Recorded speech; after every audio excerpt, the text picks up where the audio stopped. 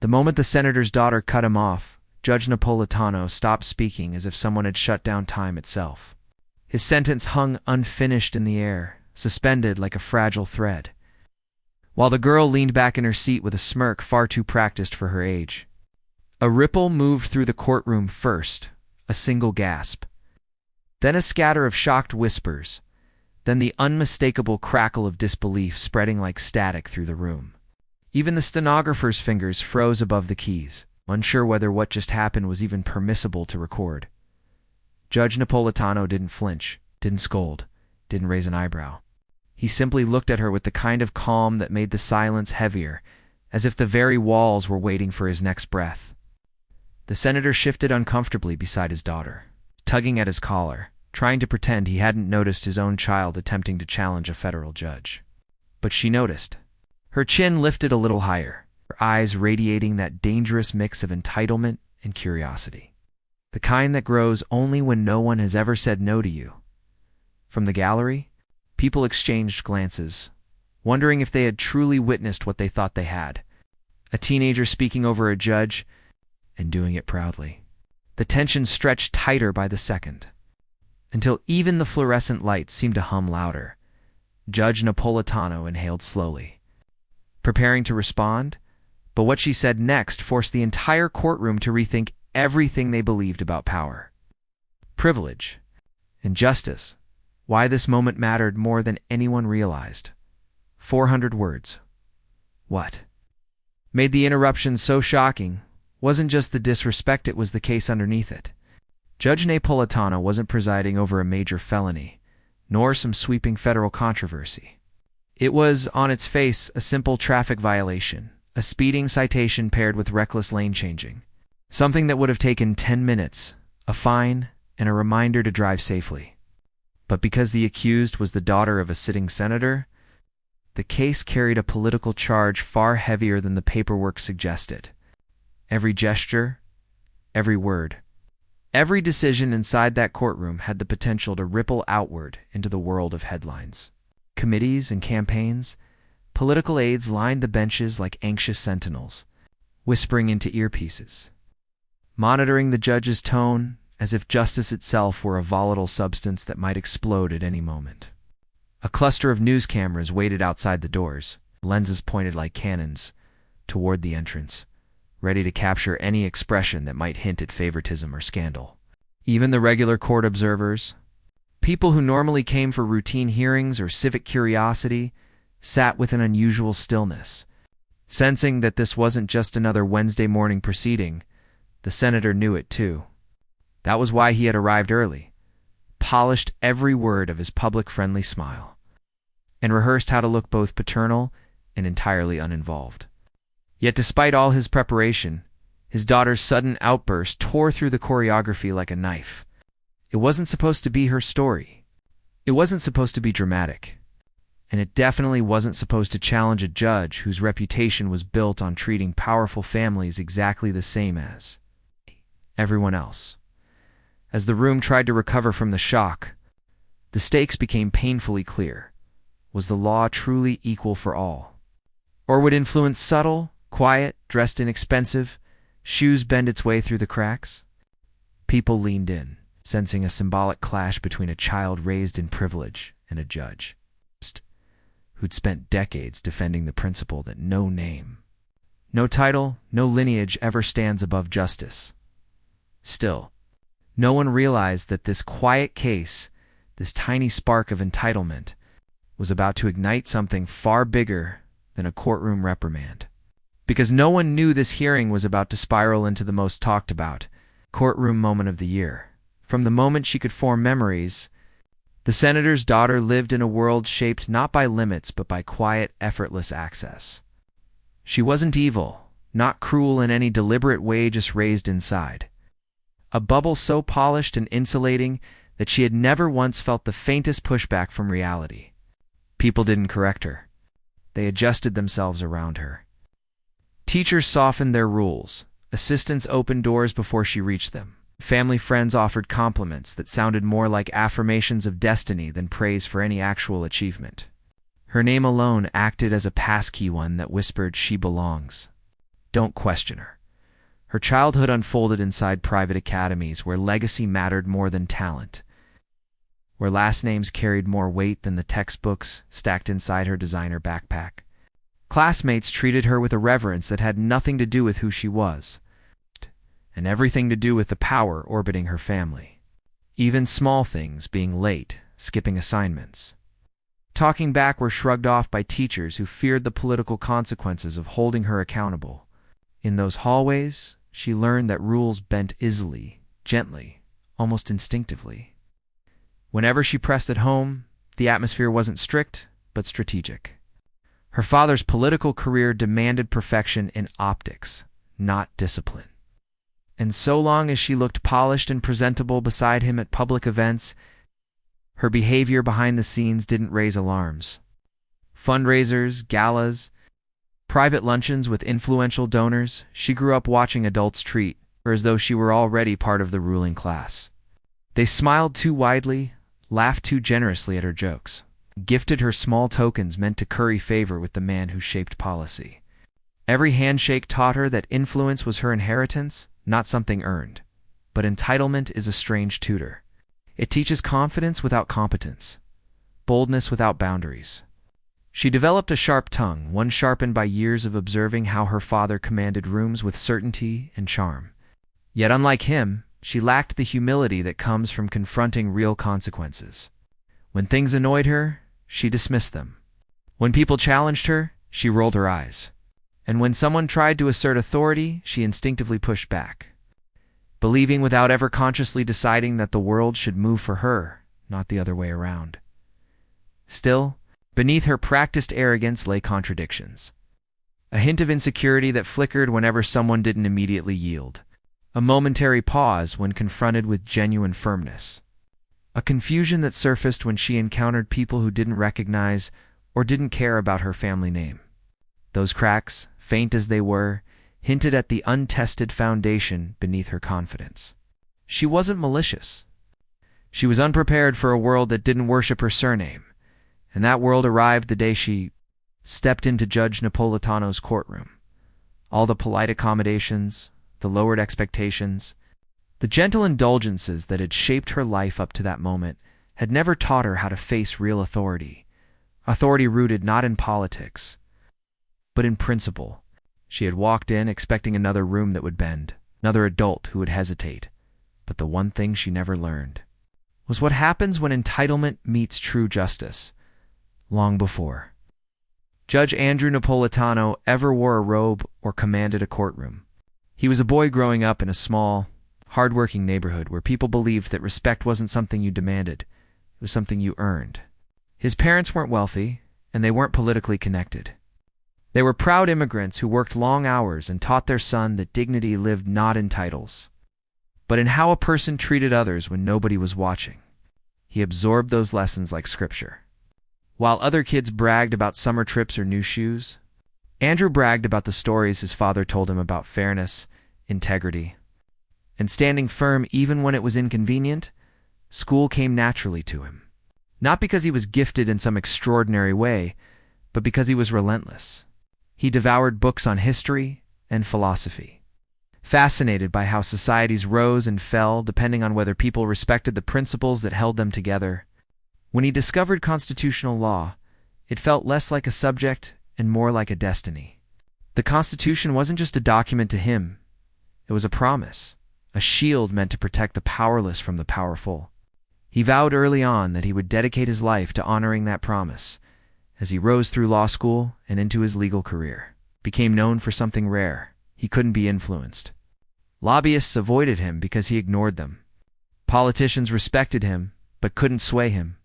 Even fellow attorneys sometimes found him frustrating because he refused shortcuts, refused to bend rules, refused to let prestige cloud principle. His reputation wasn't built on dramatic speeches or theatrical rulings. It was built on consistency. He treated janitors and senators with the same calm, unshakable courtesy. In a world obsessed with status, he embodied a quiet, unwavering discipline. When he eventually became a judge, people noticed something immediately. He never raised his voice. Not once. He believed that authority didn't need volume. It needed clarity. He approached every case, big or small, with the same philosophical stillness, as though he were not merely deciding a legal matter, but tending to the moral order of the world. Lawyers whispered that he had an uncanny ability to see through excuses and arrogance, stripping arguments down to their truth, with nothing more than a single question asked at the perfect moment. And defendants, even those expecting harsh punishment, often walked out feeling oddly respected, because Napolitano never humiliated, never belittled, never forgot their humanity. Over the years, reporters began attending his hearings not because of scandal, but because of the way he handled tension. It wasn't uncommon for a heated exchange to deflate entirely after he paused, folded his hands, and asked a question so gentle yet incisive that both sides were forced to truly think rather than react. He believed deeply that justice wasn't just about verdicts. It was about restoring balance, teaching accountability, preserving dignity. That philosophy made him uniquely equipped to handle people who believed they were above others. He didn't respond to entitlement with anger. He responded with wisdom sharp enough to humble, but soft enough to teach. So when the senator's daughter interrupted him in open court, challenging his authority with a tone sharpened by years of unchecked privilege, he didn't bristle or lash out. He didn't even blink. His calm stare, steady and almost meditative, was the product of a lifetime steeped in values that no political dynasty could overshadow, and that calm strength is exactly what he would need in the next 60 seconds. The courtroom, already heavy with tension, seemed to tighten further as the girl leaned forward once more, her voice cutting through the hushed murmurs. "Are you even allowed to make decisions like this, sir?" she asked, a smirk playing across her lips. The question, sharp and laced with youthful arrogance, wasn't meant to seek clarity. It was meant to challenge, to provoke. She glanced toward her father, a silent signal that she was testing the boundaries of authority, daring him to intervene. But the senator only shifted uncomfortably in his chair, aware that any reaction might expose both of them to the glaring eyes of the press. Reporters scribbled furiously, cameras poised for the tiniest twitch, the slightest flinch. Every word the girl spoke ricocheted through the room, bouncing off the walls and into the minds of everyone present. Her tone carried the unspoken weight of privilege, as if her family name could shield her from the consequences of daring to question a federal judge. Yet in that moment, the courtroom was no longer just a legal arena. It transformed into a theater of power, where entitlement met principle in real time. Judge Napolitano, calm as ever, remained seated, his gaze steady, his hands folded in front of him. He didn't interrupt, didn't correct the audacity with a sharp retort. Instead, he let the room breathe, letting the tension build as he measured the moment. The subtle shift was palpable. The audience leaned in, the senator's jaw tightened, aides whispered urgently, and even the gallery seemed to hold its collective breath. Every spectator felt the suspense, wondering whether this delicate balance of authority would snap under the pressure of unchecked confidence. The girl pressed further, invoking her father's status with the careful precision of someone accustomed to influence bending the rules. Yet even as she spoke, a flicker of uncertainty crossed her face, the first crack in her practiced armor of entitlement. The courtroom, electrified with anticipation, seemed to hum with the unspoken question: who would yield? Who would dominate? Who would define the moment? Everyone expected Judge Napolitano to snap, to assert dominance with anger or impatience. But instead, he did something entirely different. With a quiet, deliberate composure, he prepared to respond in a way that would command attention not through force, but through the kind of authority that leaves a room and its occupants irreversibly changed. Judge Napolitano leaned back slightly, the faintest crease forming on his forehead as he regarded the girl. The courtroom, still buzzing from the audacity of her interruption, seemed to shrink around him, the walls closing in with anticipation. No one moved, no one dared breathe too loudly. Cameras zoomed in, reporters paused mid-scribble, and even the senator's aides exchanged anxious glances. The tension was thick enough to touch, and in that charged silence, Napolitano prepared to speak not with fury, but with an authority honed by decades of unwavering principle. "Do you understand why you are here today?" he asked, his voice calm, even deliberate. It wasn't a question meant to provoke. It was an invitation, a mirror held up to her conscience. The girl's smirk faltered.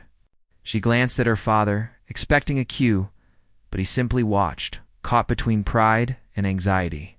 Napolitano waited, letting the silence stretch, letting the weight of accountability begin to press against her practiced confidence.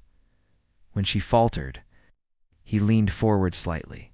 "And do you believe that a name can shield someone from responsibility? That the rules of society do not apply to certain families?" Each word landed carefully, measured like a gavel striking truth into the room. The gallery murmured softly.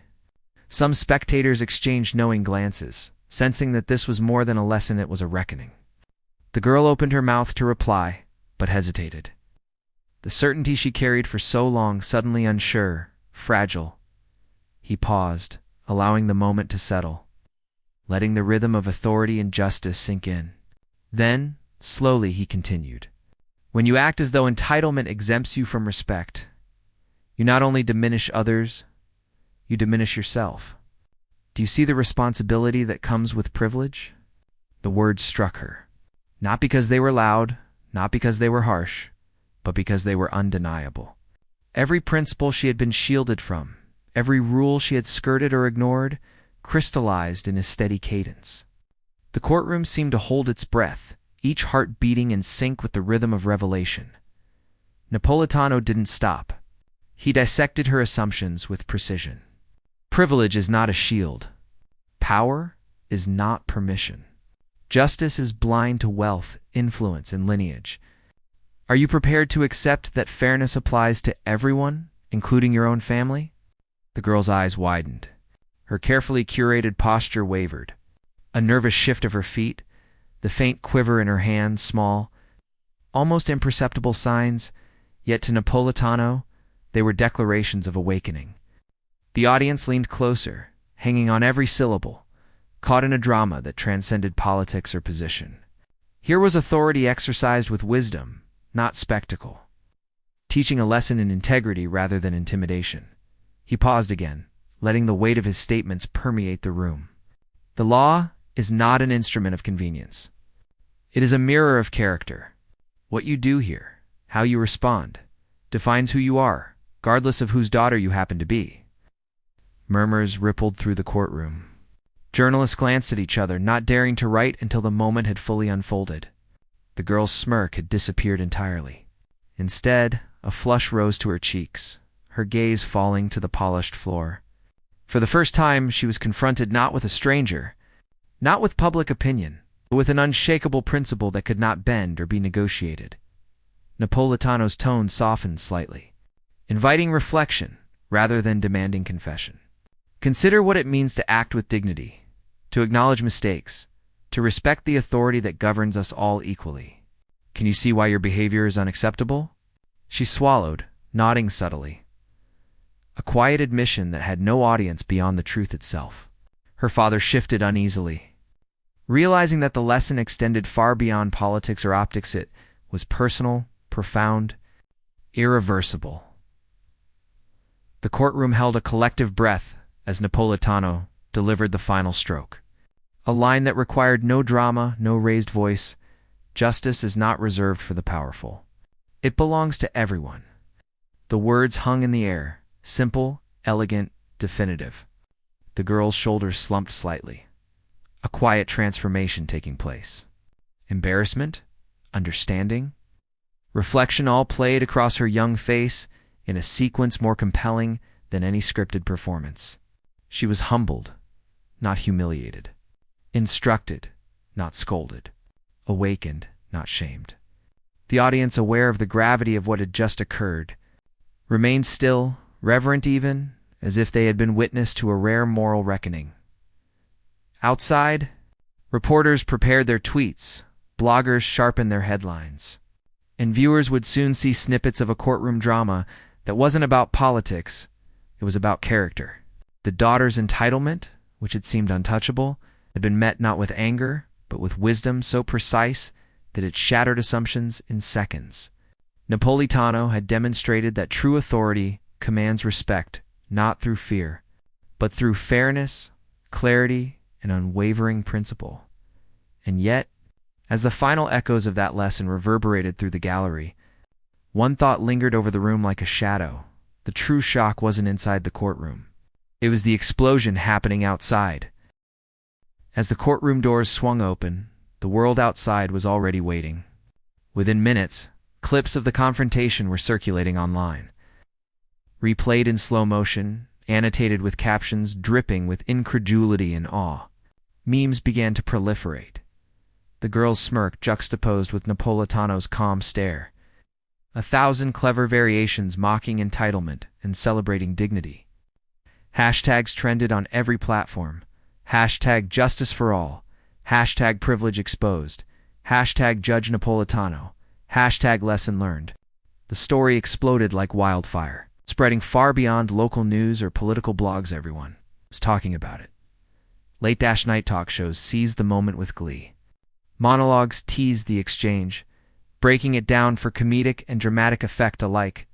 Panel discussions ran clips repeatedly, each host dissecting every gesture, every pause, every word, highlighting how a judge's wisdom had toppled a child of privilege without ever raising his voice. Influencers in law, politics, and social justice weighed in, praising Napolitano for his clarity, poise, and the effortless demonstration that fairness doesn't bend for wealth or connections. Even educators shared the video, framing it as a teaching moment about accountability and the value of respect. Political analysts went deeper. They debated whether the senator's daughter represented a broader, cultural pattern children raised in power without lessons in humility or responsibility. Was this a symbol of systemic entitlement? A microcosm of political privilege intersecting with a generation untested by consequence. Opinion pieces ran in major outlets, some condemning the behavior, others praising the judicial response. But all agreed that the exchange had become a defining moment in the public's perception of fairness, law, and the influence of elite upbringing. The senator's family, sensing the viral intensity, released a public statement. Carefully worded, it acknowledged the incident, expressed regret for the disruption, and praised the judge's professionalism.